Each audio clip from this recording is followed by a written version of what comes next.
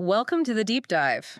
You guys sent in some really interesting articles this time around. Yeah. All about NATO activity in the Baltic Sea. So we've got a whole bunch of stuff happening. Yeah, we do. New ships. Right. A mysterious incident with this tanker called the Eagle S. Yes. And then on top of all that, there's this summit in Helsinki coming up really quick. That's right.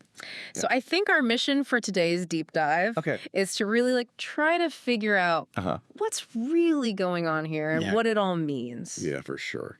So what really jumped out at you first when you were looking at these articles? Well, I think that Eagle S incident back on December 25th is really what's kicking all of this off. Right.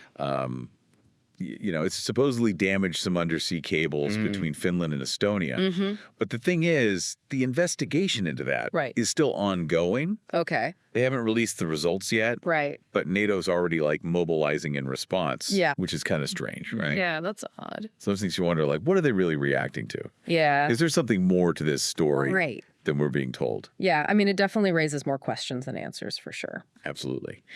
So speaking of questions, I'm a little fuzzy on this Joint Expeditionary Force, the JEF that's mentioned in one of these articles. Right. Can you just give me and the listeners a quick rundown of what that even is? Yeah, sure. So the JEF, it's basically this multinational force that was put together by the UK back in 2014. Okay. And it was designed to be able to respond quickly to crises. Okay. And there's several countries involved, a lot of them from the Baltic and Scandinavian region. Okay. But one thing that's interesting is that what's that? This new subgroup that they're talking about might actually have a much stronger German influence. Oh, interesting. Which could mean we're seeing a bit of a power shift within NATO itself. So less UK, more Germany calling the shots. Potentially, yeah. Yeah, I can see how that would ruffle some feathers. For sure. Okay, so let's get back to this Eagle S tanker for a second. Okay. One of the articles mentions that it was owned by a company in the United Arab Emirates. Right. But that it was sailing under the flag of the Cook Islands. Yes, that's right. Now, I'm no maritime expert or anything, but that seems a bit unusual, right? Yeah, you're right to question that. Okay. It's definitely not standard practice. Okay. And, undersea cables are like the backbone of our digital world. Yeah, totally. If you disrupt them, you can cause all sorts of problems. Yeah. Economic chaos, communications blackouts. Yeah. For sure. So the damage itself is a big deal. Right. But then you add in this whole ownership and flag situation, and it just muddies the waters even more. Okay. Is this just a simple accident, or is there something more going on? Yeah. Is this sabotage? Could be. What's the deal? Who knows? Yeah. Intrigue abounds. Lots of intrigue. And in the meantime, NATO's mobilizing, and they're doing it really fast. Yeah. We're talking ships from Finland, Sweden, Germany. Yep.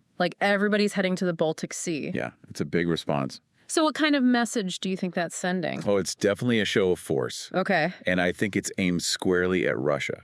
Okay. It seems like they're trying to get ahead of things. Right. Sending a signal that they're ready to defend their interests in that region. Okay. And if you look at what's been going on in Ukraine, this fits into a bigger pattern of NATO beefing up its presence near Russia's borders. I see. So, yeah, it's definitely a message. Okay. And it's a message to Moscow. Got it. Okay, so one of these articles we can't. Yeah. It includes some reader comments. And some of these readers are not holding back. Oh, really? Yeah, one reader even calls out what they call a NATO encirclement policy. They're basically saying that NATO's trying to isolate Russia. Right. And that these actions might actually make things worse instead of making things better. Right. So how do we even start to make sense of these totally opposite viewpoints? Well, that's the challenge, isn't it? Yeah. You've got some people who see this as a necessary defense measure. Right. They're saying NATO needs to do this to protect themselves against Russia. Okay. But then you've got others who are worried that it's only going to provoke Russia even more. Yeah. And that it could lead to a really dangerous situation. So it's are we making things safer, or are we actually making things more dangerous? It's a tough question. Yeah. And I think the important thing is to be aware of both sides of the argument. Okay. And to not just accept whatever the dominant narrative is. Right. Because it's easy to just sort of slip into this us versus them mentality. Exactly. When you're talking about like international relations and stuff. It happens all the time. But it's important to step back. Right. And try to understand what's motivating everyone involved. So what are their fears? Yeah, what are they worried about? What are they hoping for? Right, exactly. Yeah, okay, I like that. I think that's key. So this whole situation, it feels like kind of a powder keg, right? Like just waiting for a spark. Yeah. Especially with this summit coming up in Helsinki on January 14th. Right. We've got leaders from all these Baltic countries. Oh. Germany is going to be there. Right. Even the NATO Secretary General is going to be there. Yeah, big players. So it feels like they're really trying to like create a united front. Absolutely. Like we're all in this together kind of thing. It's a show of solidarity for sure. Yeah. So what do you think is going to come out of this summit? Well, it's hard to say for sure. Of course. But I think it's going to be a pretty significant event. Okay. Why is that? Well, for one thing, you've got Finland and Sweden who are going to be there. Right. And they weren't always part of NATO. Yeah, they were neutral for a long time. Exactly. They were neutral for a long time. Right. And their decision to join NATO was a huge deal. It was a big shift. It was a major geopolitical shift. Right. And I think it was driven in large part by what Russia's been doing in Ukraine. Okay, I see. So this summit could be a chance for them to really solidify their role in NATO. Okay. And to start coordinating a much stronger defense posture in the Baltic Sea. So this summit could be like a defining moment. Potentially, yeah. For the future of that whole region. It could be. Yeah. Okay. It's definitely one to watch. Yeah, I'm with you on that one. For sure. I'm also really intrigued by Germany's involvement in all of this. We've got a quote here from their defense minister. Okay. They're saying that they're sending a clear signal that sabotage won't be tolerated. Okay. But the article doesn't really go into detail about like what exactly Germany is going to do, what their strong contribution is going to be. Yeah, what does that even mean? Exactly. It's very vague. Yeah. So what's your take on that whole statement? Well, you know, Germany has historically been a little hesitant. Okay. To take a strong military stance. Especially with Russia, right? Especially with Russia, yeah. Yeah. So I think this statement suggests that they're changing their position a bit. Okay. That they're getting tougher. Hardening their stance? Hardening in their stance. Yeah. And I think that's probably because of this perceived threat from Russia. Okay. But yeah, the article's pretty vague about what they're actually going to do. Right. So that's definitely something to watch closely. To be continued, I guess. Exactly. We'll have to see how it plays out. Yeah. Okay. This is interesting. What is it? This Junjwelt article. Yeah. It talks about this event called Baltic Sea Week. It was organized by East Germany during the Cold War. Okay. And they were basically positioning it as like a counter event. Okay. To this thing called Kiel Week in West Germany. And the whole point of this Baltic Sea Week was to like promote peace and cooperation in the Baltic Sea region. Kind of ironic given what's going on now, right? It is a bit ironic, yeah. Yeah. It really highlights how much things have changed in terms of geopolitics. It's like we've gone from trying to work together to this like resurgence of tension. Yeah, back to a military buildup. Yeah. It's a reminder that progress isn't always a straight line. Yeah, totally. Sometimes things move forward and then they slide back. Yeah. You know what I mean? Yeah, I do. Even situations that seem stable, they can change really quickly. Yeah. And that's what we're seeing here. It's like history's rhyming. Yeah, exactly. Even if it's not repeating exactly. That's a good way to put it. Yeah. I like that. Yeah. So the context is different now. Right. But those same themes are still there. You mean like rivalry between powerful countries? Exactly. And everybody wanting to control their own little corner of the world. Yeah. Everybody wants influence. Yeah. So understanding that historical context is really important. Okay. If you want to make sense of what's going on today. Okay. I get it. You know. All right, so one more thing from this Junjwelt article before we move on. Okay. They mentioned that the JOEF, this Joint Expeditionary Force, they're already using AI to like monitor ship traffic in the Baltic Sea. Okay. That sounds like something out of like a Tom Clancy novel. It does, doesn't it? Yeah. But it's a sign of the times. Yeah. You know, AI and all this data analysis are becoming more and more important for intelligence gathering and figuring out what threats are out there. And I think what's really interesting is that what's that?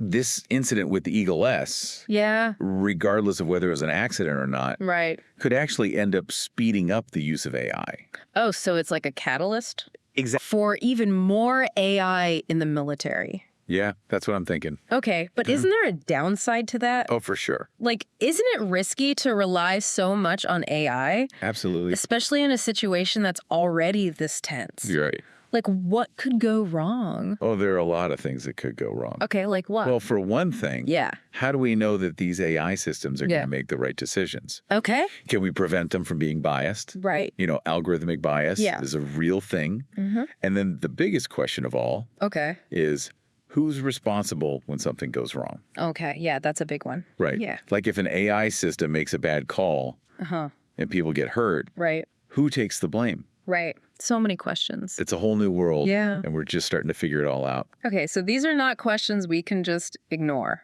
No, the stakes are way too high. They are, especially with this whole situation in the Baltic Sea.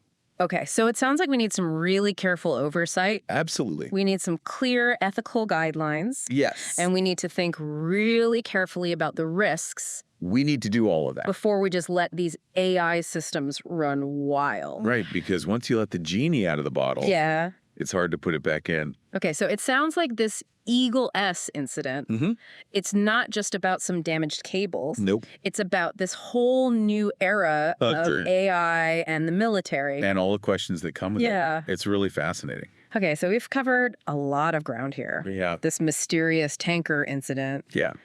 NATO's rapid response. The upcoming summit in Helsinki. But we haven't even gotten to some of these reader comments that give us some really interesting historical and personal perspectives on this whole situation. Yeah. So we'll be back in a moment to discuss those in more detail. Stay tuned. All right, so we're back. We are. And you mentioned some reader comments that give us a little more historical context on all this stuff. Exactly. So what really stood out to you? Well, one reader brought up this thing called Ostasios. Okay. Which translates to like Baltic Sea Week. Okay. It was an event that East Germany put on during the Cold War. Okay. And the goal was to try and like promote peace and cooperation in the region. Interesting. Even with all the tension back then. Yeah, that's pretty wild. It is. Like even during the Cold War. Yeah. You had people trying to find common ground and like build bridges. It's a good reminder that diplomacy is always important. Right. Even when things seem really divided. Yeah, totally. And you know that reader comment? It really brings in that human element that we sometimes forget about. Yeah, because it's easy to get caught up in all the strategy and the politics. It is. And forget that there are real people who are affected by all of this. Yeah, for sure. Okay, so another reader points out how much things have changed in the region since the Cold War. Like Finland and Sweden joining NATO. Right. That's a huge shift. It is. You know, they were neutral for so long. It's a big deal. Yeah. For them to give up that neutrality, I think it shows just how real the threat of Russian aggression feels to them. Yeah, that's a really good point. You know, they wouldn't make that decision lightly. Right. It's not something you do on a whim. Okay, so speaking of Russia, we have another reader here who's criticizing NATO's eastward expansion. They're saying that it's actually contributing to the tension because now you've got NATO right on Russia's doorstep. Yeah. And they're saying that's provocative. Okay. And that it could lead to like miscalculations. I see. And maybe even conflict. Right. So from Russia's perspective, NATO expanding closer and closer is a threat. They see it as NATO encroaching on their territory. And their sphere of influence. Exactly. Yeah. So how do we reconcile these two totally different viewpoints? That's the million-dollar question. Yeah. I mean, you've got one side saying we need to deter Russian aggression. Right. And the other side saying that NATO's actions are actually fueling the tension. Yeah, it's a real dilemma. It is. Because on the one hand, you want to prevent Russia from doing something dangerous. Right. But on the other hand, you don't want to provoke them. And that's the classic security dilemma. Yeah.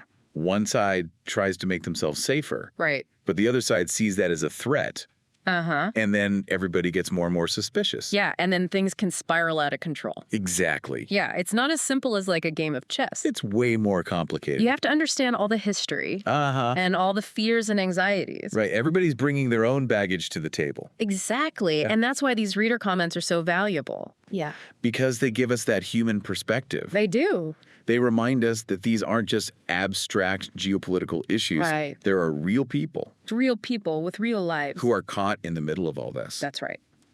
Okay, so one thing that's been bugging me. What's that? This Genjwell article mentions that the Eagle S incident happened on the same day that this NATO exercise, Steadfast Dart 25, started. In Romania. Yeah. Is that just a coincidence? It's an interesting coincidence, if it is a coincidence. Yeah, because the timing... Yeah, the timing is suspicious. Right. I mean, it's possible that this incident was meant to test NATO's response. You know, see how they would react. Yeah, like a probe. Exactly. Or maybe it was meant to send a message. Right, especially with the Helsinki summit coming up. Yeah, it's like a warning shot. Could be. Yeah, we don't want to jump to conclusions. No, we don't. But it's definitely something to think about. Yeah, it warrants further investigation, for sure.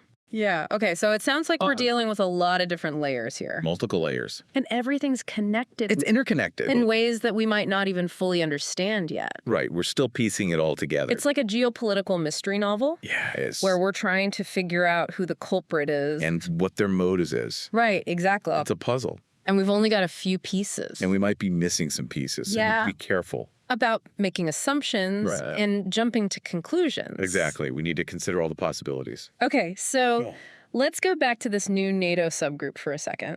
Okay, the one focused on the Baltic Sea. Yeah. Yeah. How is this different from the JEF? Well, the JEF, as we talked about, is led by the UK. Right. This new subgroup, though, is likely to be more heavily influenced by Germany. Okay, so a shift from British leadership potentially, yes, to German leadership. Could be. That's a pretty big deal within NATO. It is. What do you think is driving that shift? Well, I think it could be a reflection of how power dynamics are changing within the alliance. Okay. You know, Germany has a lot of economic weight. Right. And they're in a really strategic position. So it makes sense that they would want to take on a more assertive role. Okay, so if this new subgroup actually happens, what could it mean for the region? Well, it could mean a more coordinated and more robust NATO presence in the Baltic Sea. More ships. Potentially, yeah. More troops. Could be. More everything. It's definitely a possibility. Okay, but how is Russia going to react to that? That's the big question. Yeah. Will they see it as a defensive measure? Right. Or as a provocation? Like NATO trying to box them in. Exactly. Yeah, so it's a delicate balance. It is. And NATO needs to be really careful. Yeah, they need to be very clear. About their intentions. Right, and they need to communicate effectively. With Russia. Exactly. So that there are no misunderstandings. Right, because a misunderstanding could be dangerous. It could lead to escalation. For sure. Yeah. Okay, so we've got one more reader comment here. Okay. And this reader is expressing a lot of frustration. Really? Yeah.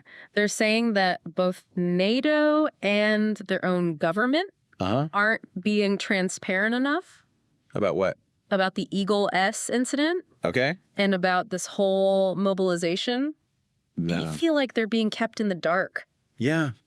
I can understand that. Yeah. It's a common sentiment. Yeah. Especially during times of heightened tension. Like now. Exactly. Yeah. Governments tend to clam up. Right. They get all secretive. Yeah, they start citing national security concerns. And they don't tell anybody anything. Basically. Yeah, but doesn't that just make things worse? It can. Like if people don't know what's going on, they start to get suspicious. They start to speculate. And they start to make up their own stories. Exactly. Yeah, and that can be really dangerous. It can. So it's a tough balance between protecting sensitive information and keeping the public informed. You've got to find that sweet spot. Yeah. It's not easy. Okay, so we've got this potential new NATO subgroup. Yeah. Possibly led by Germany. Right. Potentially escalating tensions with Russia. Potentially, yeah. But also potentially deterring Russian aggression. Right. It's a mixed bag. Yeah. Lots of possibilities. Okay. I'm also curious about this NATO mobilization. What are we talking about here? In terms of like what kind of forces? Yeah. Like how many ships? Okay. So the Junjweld article mentions that the Standing NATO Mine Countermeasures Group is already on its way. Okay. And that initially consists of 2 ships. Okay. And then Sweden is sending 3 warships and a surveillance aircraft. Okay. And JIBA is reporting that there will be a total of 10 ships involved. Wow, 10 warships. Yeah, it's a significant deployment. Yeah, for sure. And keep in mind that Finland and Sweden just joined NATO. Right. So their participation here is a pretty big deal. Yeah, it shows that they're serious. They are. About their commitment to the alliance. Absolutely. Okay, so this is not just a routine patrol. It's not. This is a message. It is. A message of strength. Yeah, a show of force. And a message of resolve. Exactly. Okay, so let's talk about Germany potentially leading this new subgroup. Okay. What are the pros and cons of that? Well, on the one hand, yeah, Germany is a really powerful country.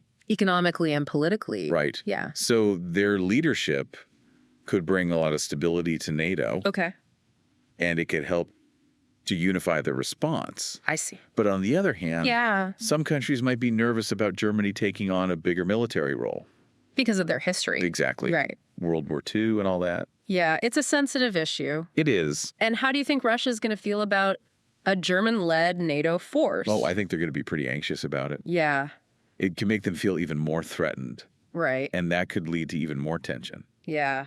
Okay, so, yeah. Germany leading this new subgroup. Yeah. It's not a simple issue. Not at all. There are a lot of factors to consider. Lots of moving parts. Yeah. And a lot of potential consequences. Okay, so it's not just about military hardware. It's not. And strategic positioning. It's about perception. Okay. It's about managing those perceptions and trying to build trust. Yeah. Which is hard to do in this kind of situation. Yeah, for sure. But it's important. Okay, so we've talked about reader perspectives.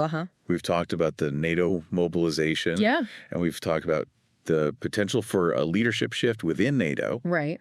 But we haven't really talked about what all this means for the listeners. Yeah.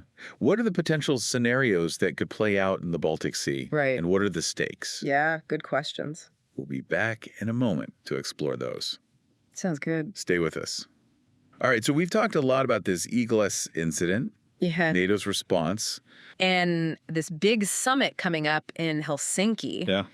But let's zoom out for a sec. Okay. What does all this mean for, like, the average person? Right, for the listeners. Yeah. What are the potential scenarios that could play out here? Okay. And what are the stakes? Well, the best case scenario is that all this military activity from NATO actually works as a deterrent. Okay, so Russia backs down.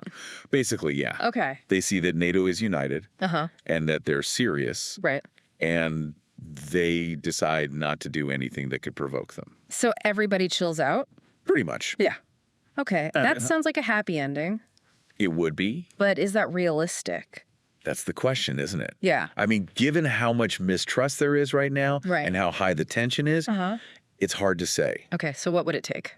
To get to that happy ending? Yeah. Well, both sides would have to really commit to rebuilding trust. Okay. And they would need to find ways to communicate more effectively. Right, so less posturing. Exactly, more talking.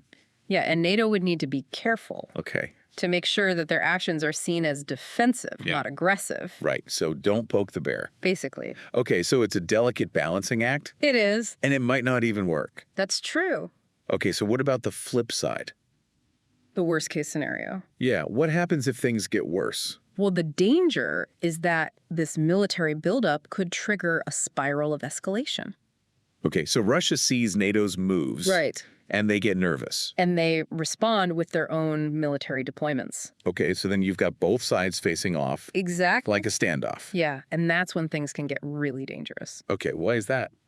Because the potential for a miscalculation or an accident goes way up. Okay, so somebody makes a mistake. Or there's an accident. Right. And things spiral out of control. So basically, we could end up in a war. It's a possibility. Yeah. It's not good. Not good at all. Yeah. So it sounds like communication is key here. It's absolutely crucial. Yeah. We need clear communication. Right. And we need confidence building measures. Okay. To prevent things from getting out of hand. So what should we be watching for? In terms of like signs that things are getting better or worse. Yeah, like what are the key things to pay attention to? Well, the Helsinki summit is going to be a big one. Okay. It's going to give us a lot of information. About what? About what NATO's goals are in the region. Okay. And how committed the member states are. Especially Finland and Sweden. Okay, so pay attention to that summit. Yes. What else? Keep an eye on how Russia responds to NATO's mobilization. Okay, so Are they sending more troops? Yeah, are they deploying more ships? Are they doing military exercises? Right. Are they matching NATO's moves? Okay. That'll tell us a lot about how they're thinking. And what about the investigation into the Eagle S? Oh, yeah. That's another big one. Yeah. If they find evidence of sabotage. Like if it was intentional. Yeah. Especially if they can link it to Russia. Or like a state-sponsored actor. Right. Things could escalate pretty quickly. Oh, yeah. NATO would definitely take a harder line. Okay, so sanctions? Possibly. Diplomatic expulsions? Maybe. Maybe even more military deployments? It's all on the table. Okay, so a lot depends on what they find out. It does. About the Eagle S. Right. Okay, but what if it was an accident? Like a genuine mishap. Yeah. Well, that would de-escalate things a bit. Okay. It might give NATO and Russia a chance to talk. Okay. And maybe even find some common ground. That would be good. It would. But even if it was an accident, yeah, the underlying problems are still there. Right. The tensions are still there. And the strategic rivalry is still there. It's not going to go away overnight. So it sounds like we're at a crossroads. We are. The Baltic Sea is a really important place right now. It is. And things could go in a lot of different directions. Multiple possibilities. And the stakes are high. They are very high. So for everyone listening, yeah, what's a key takeaway from all of this? I think the main thing is to stay informed. Okay. Don't just accept the headlines at face value. Right. Do your own research. Okay. Look at things from multiple perspectives. And be critical. Yeah. Question everything. Because this is a really complex situation. It is. And it's important to understand all the different angles. If you want to make informed decisions. Yeah. And it's easy to feel helpless. It is. When you're dealing with something as big and scary as this. Absolutely. But we're not just passive observers. We're not. The choices that our leaders make, the information that we consume, right, and the conversations that we have, they all matter. They all shape the future. They do. So by staying informed and engaged, we can actually contribute. We can make a difference. To a more peaceful and secure world. That's the goal. Yeah. Okay, so this has been a fascinating deep dive. It has. Into a really complex situation. A lot to think of. Yeah, we've covered a lot of ground. We have. But there's always more to learn. There always is. So thank you for joining us. And keep those questions coming. Yeah, and stay tuned for our next deep dive.